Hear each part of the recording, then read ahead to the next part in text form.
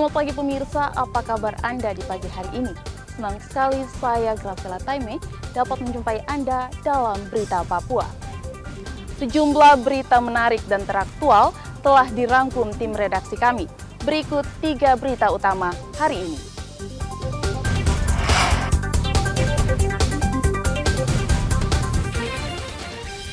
Mencuri motor di 6 lokasi, 2 pelaku ditangkap polisi.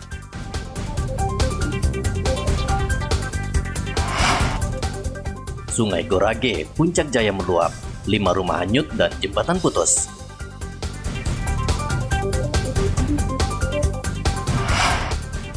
Pasokan telur dari peternak minim, harganya mahal.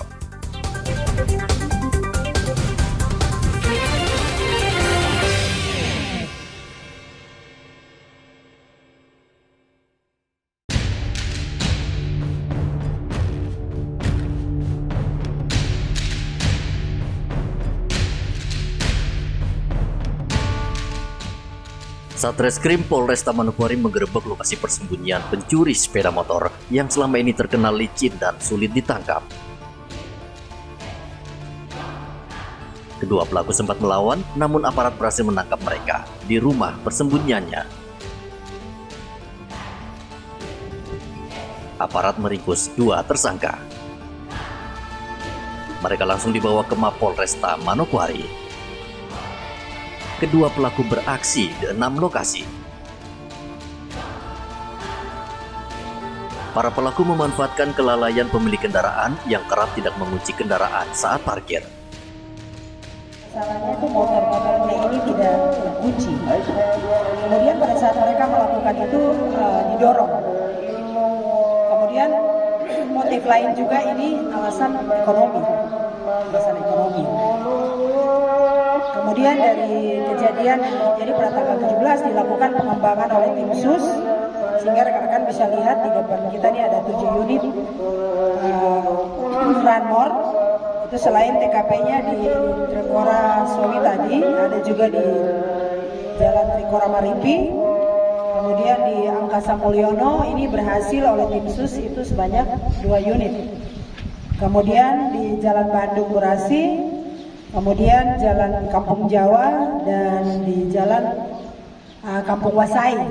Wasai ini rekan-rekan semua tahu di Andai, itu juga sebanyak 2 unit. Sehingga jumlah semua yang berhasil diungkap oleh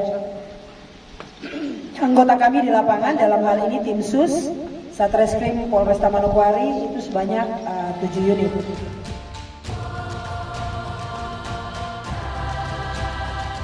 Pelaku mengaku sepeda motor hasil curian dijual ke penadah seharga 1 juta rupiah. Hasil penjualan motor curian digunakan membeli minuman keras. Pelaku dijerat pidana dengan ancaman hukuman maksimal 7 tahun penjara. Edi melaporkan dari Manokwari, Papua Barat.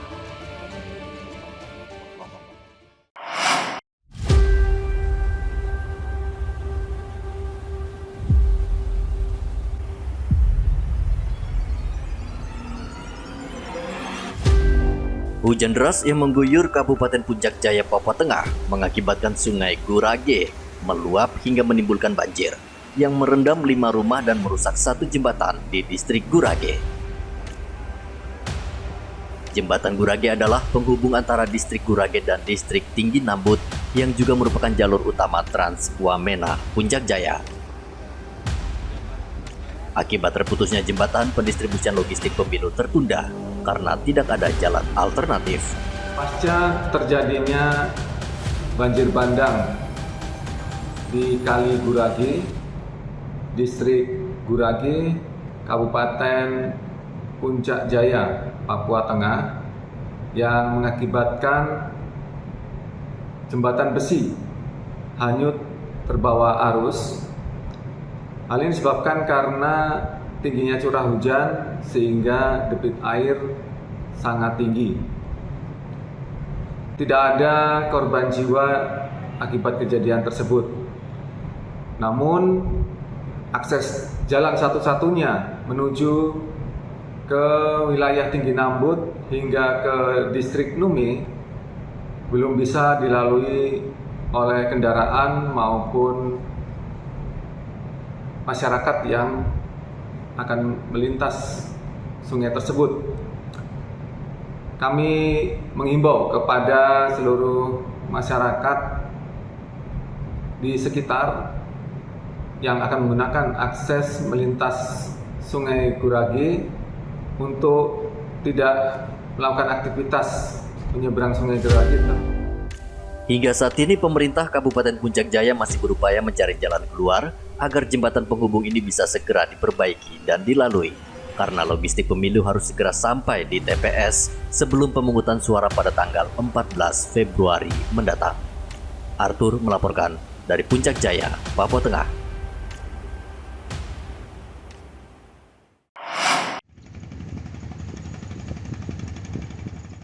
Sudah lebih dari sebulan ini kapal penangkap ikan dari berbagai daerah di Indonesia, seperti dari Kepulauan Riau, Jawa Tengah, dan Kalimantan, parkir di dermaga perikanan Samudra Merauke. Nelayan untuk sementara menunda pelayaran karena cuaca buruk dan angin kencang yang menyebabkan ombak tinggi hingga 3 meter. Nelayan tidak mau mengambil resiko dan memilih untuk sementara berlindung di dermaga perikanan Samudra. Untuk mengisi waktu kosong, nelayan memperbaiki jaring dan kapal yang rusak, sehingga ketika cuaca membaik, pelayaran tidak mengalami kendala. Di sini masuk. Ya, udah ada sebulan. Sebulan ya. Kenapa sampai segitu, Mas? Ya kayak apa? Jaring belum selesai juga. Ya gitu. Jadi sekarang perbaiki kapal ini ya, jaring-jaring aja. Bikin jaring dulu. Tapi ombaknya gimana? Kalau ombaknya kalau sekarang sih udah agak terlalu apa? Agak ringan sedikit. Uh-uh. Tapi sudah ada izin keluar belum? Belum. Belum ada juga ya. Ini ada berapa banyak kapal ini? Kurang tahu sih. Banyak ya. Hingga saat ini, nelayan belum mendapat izin dari otoritas yang berwenang untuk berlayar. Muhammad Ridwan melaporkan dari Merauke, Papua Selatan.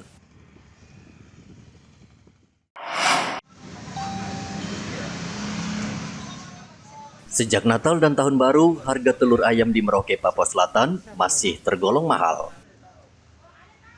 Bahkan harga telur cenderung naik dan sulit ditebak akan turun atau kembali normal dalam waktu dekat.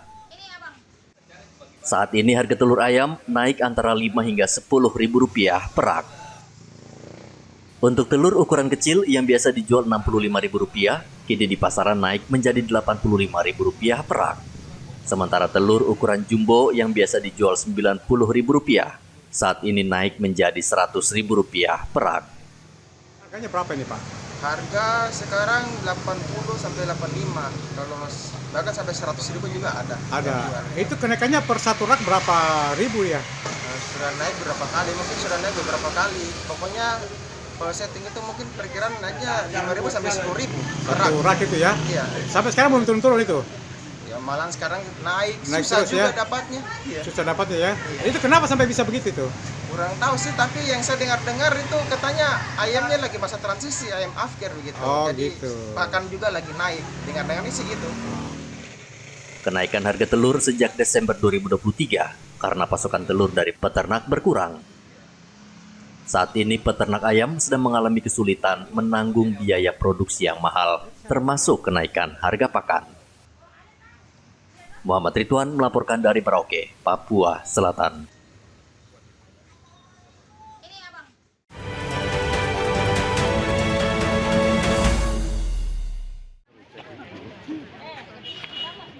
Pemungutan suara tinggal 2 pekan, namun sejumlah isu provokatif beredar luas di masyarakat Merauke. Salah satu isu hangat yang menjadi perbincangan luas adalah upaya kelompok tertentu yang ingin menghambat pemilu dan tak ingin Indonesia maju. Kapolres Merauke AKBP Iketut Suwarnaya mengatakan pihaknya saat ini belum mengetahui dari mana sumber informasi tersebut. Namun ia meminta masyarakat Merauke tidak terpancing agar tidak terjadi konflik. Yang menyuarakan ini adalah oknum-oknum yang tidak ingin masyarakatnya maju sebenarnya. Nah, oknum-oknum yang seperti inilah yang harus perlu kita berikan pemahaman kesadaran. Dan masyarakat yang sudah cerdas sekarang ini yang sebagian besar luas di Kabupaten Merauke ini jangan terpengaruh dengan oknum yang tidak mau maju. Berarti yang mau mengajak tidak usah datang ke TPS, tidak usah menyalurkan hak suara. Ini pihak-pihak yang kira-kira ini maunya Merauke ini ya begini-begini aja, negara ini begini-begini aja. Padahal ini momen untuk menentukan pemimpin suatu negara gitu. Harusnya mereka kalau memang memiliki intelektualitas yang baik, ajak masyarakat, ayo ini kegiatan positif. Mari datang tanggal 14 ke TPS-TPS terdekat di mana tempat Bapak Ibu berdomisili, ya salurkan hak pilih itu diberikan oleh negara. Karena satu suara masyarakat itu menentukan nasib daripada pemimpin yang nanti.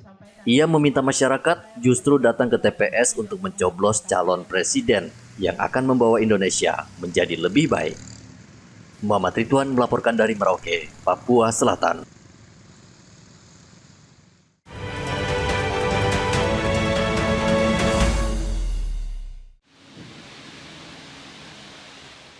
Komisi Pemilihan Umum Papua memastikan persiapan logistik pemilu untuk Provinsi Papua sudah mencapai 90%. Saat ini KPU sedang mengepak logistik berupa surat suara hingga peralatan pemilu lainnya agar segera didistribusikan ke tempat pemungutan suara. Saat ini seluruh logistik tersimpan di gudang KPU di kabupaten dan kota. Ketua KPU Papua Stef Dumbon mengatakan KPU optimis pendistribusian logistik sesuai target. Sebagian besar sudah, termasuk surat-surat suara yang kurang, yang rusak, itu kami instruksikan untuk mereka jemput di pabriknya. Jadi saat kerja itu ketua dan sekretaris serta logistik KPU didampingi oleh Bawaslu dan aparat kepolisian, mereka jemput di pabrik Najiomba. Lalu bawa kembali, lalu langsung dipakan selesai. Hamin berapa? Hamin 7 itu sudah mulai kita distribusi. Kita distribusi ke begitu.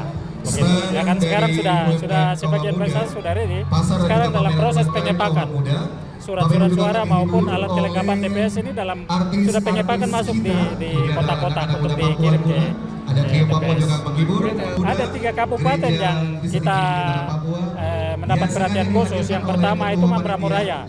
Mambramo Raya itu ada 4 distrik dengan 21 TPS. Itu yang distribusi logistiknya akan kita lakukan melalui udara. Gitu. Nah, biaya berapa, Pak? Biaya itu bayangkan saja satu TPS itu biaya distribusinya itu sekitar 150 juta. Gitu. Nah, sama dengan pulau terluar Indonesia itu di Supiori, itu Pulau Mapia. Di sana ada satu TPS dengan 200 daftar pemilih tetap. Itu pun juga karena kabarnya ombak laut itu kan sekarang tinggi 2-3 meter, sehingga kemungkinan besar kita akan minta bantuan dari pihak Polri, mungkin dengan kapal patroli Polri, atau kalau memang tidak bisa maka kami akan charter pesawat.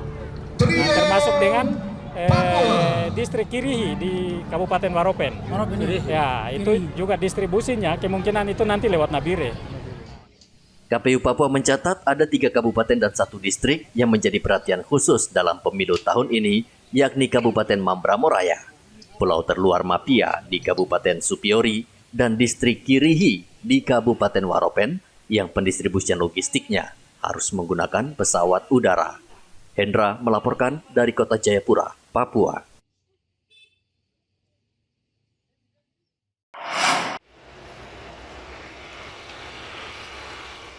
Pemerintah Kabupaten Mimika terpaksa menutup pasar daging babi. Penutupan pasar daging babi untuk mengantisipasi penyebaran virus yang makin meresahkan. Pasar daging babi berada di pasar utama sentral Mimika. Berarti tidak ada yang boleh menjual lagi? Satu kalau saya pulang makan pagi-pagi saya datang. Saya kita pantau, jangan kita jangan ada yang melawat. Ada yang masuk kita jaga, karena pemerintah ya kasih kita waktu begini, no? Kita juga hargai pemerintah sudah disingkat kita ya. Kita harap supaya cepat-cepat pulih supaya kita pencarian normal kembali, itu saja kita. Memang kita kan kemarin di surat ada evaluasi 1 minggu ya, nanti kita lihat. Memang sudah ada keluhan masyarakat terkait itu, artinya apakah kami punya babi yang masih sehat bisa nggak kami jual. Nanti kita akan lihat, memang kemarin sudah kami sudah dapat di dinas, kita mungkin dalam 1-2 hari akan keluar lagi surat yang sifatnya, maksudnya mungkin kalaupun kita perbolehkan ada syarat-syarat tertentu. karena hanya harus dari daerah hijau saja. Jadi daerah yang memang belum tertular, itu saja penjualannya. Kita akan batasi juga penjual kita batasi. Kalau dia dari posisi yang merah, dia tidak bisa juga, karena dia posisi masih dari kandang yang dari positif ataupun yang sudah terjangkit penyakit di situ, dia juga tidak bisa jualan. Dia harus mungkin kita batasi, karena mereka ini kan mereka punya kandang-kandang, ya toh penjualnya punya kandang-kandang. Kalau dia posisi daerah merah kemudian dia ke hijau, ini kan nanti kasihan, ya kan, kasihan yang pemilik kandang yang masih bebas. Penutupan pasar buntut adanya puluhan babi yang mati di Mimika dalam 2 pekan terakhir. Igo Batmomolin melaporkan dari Mimika, Papua Tengah.